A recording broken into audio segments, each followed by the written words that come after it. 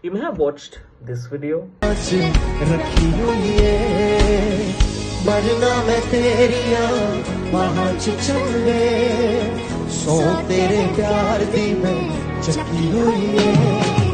is from a Diljit Dosanjh concert, and it features a girl bawling and crying her eyes out at the end of his song Hus Hus.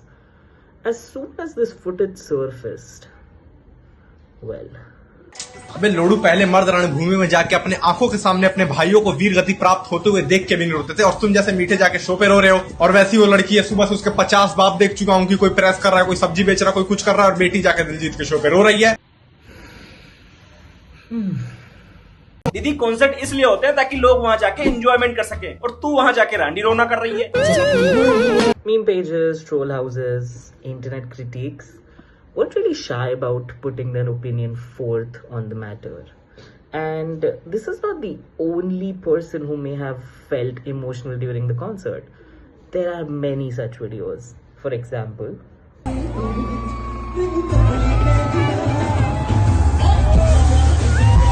now the million-dollar question being, why am I making a video on this? Because you don't have any friends. Yeah. Anyway, let's just go with the observations.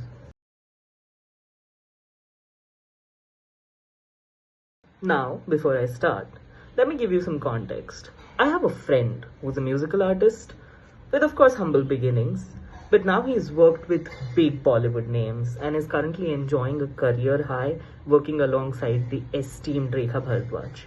When I saw him play live for the first time, I got emotional too. I got overwhelmed with emotion. And you might think that this was because I knew him from the start and had a personal connection with him. Well, it's true to some parts, but the fact of the matter is live shows have a different vibe altogether. The artists, the improvisations, the instruments all coming together at the same time having a separate identity because you can listen to them separately.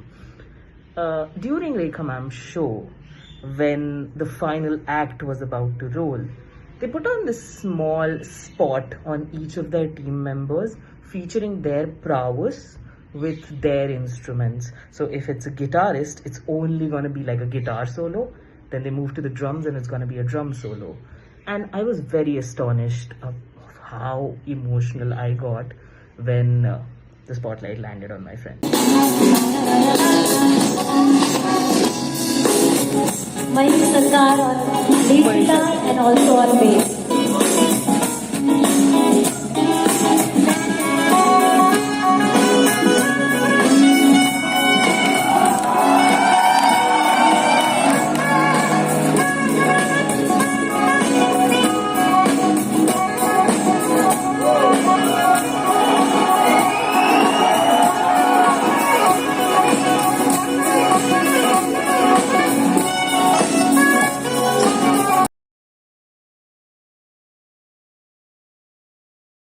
My second observation being, in India, we put people on a pedestal, specifically stars and actors and musical artists.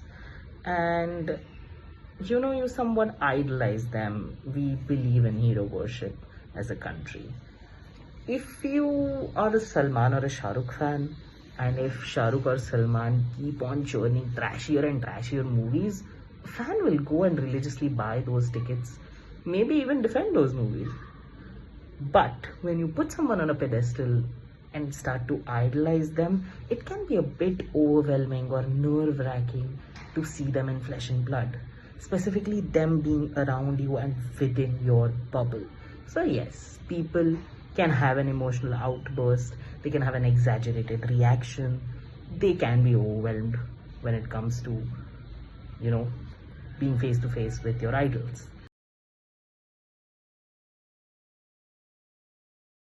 My third observation talks a little bit about our collective psyche, a human condition deeply embedded in Indian psychology, shaming people for showing emotions.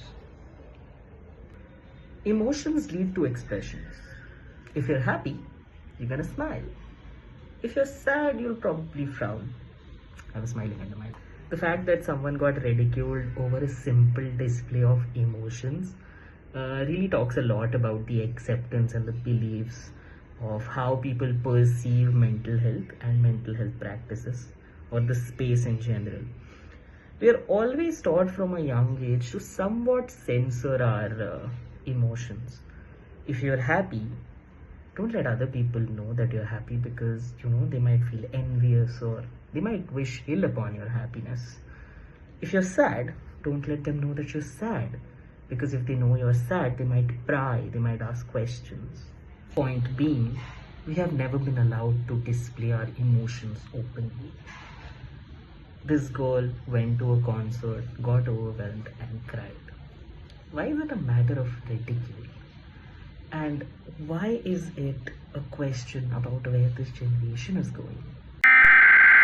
We interrupt our program to bring you this important message.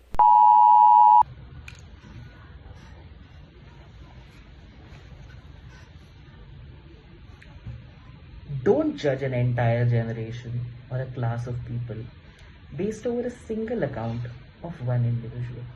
To sum it all up, all the content around the Diljit Dosanjh concert and all the subreddits you might have joined looking for those Coldplay tickets, my suggestion would be to really prioritize on what is important.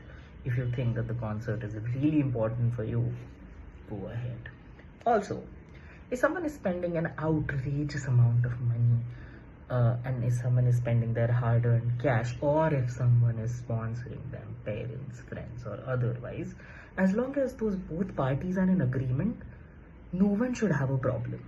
But if you're not in a sound financial situation and you're thinking about making dodgy financial decisions that might end up with you eating the chappal from your parents, I would suggest avoid. Don't take out loans to buy those tickets. Don't max out your credit card. Remember, luxury is created for the middle class. And don't fall into this consumerist trap. Bye! Bye!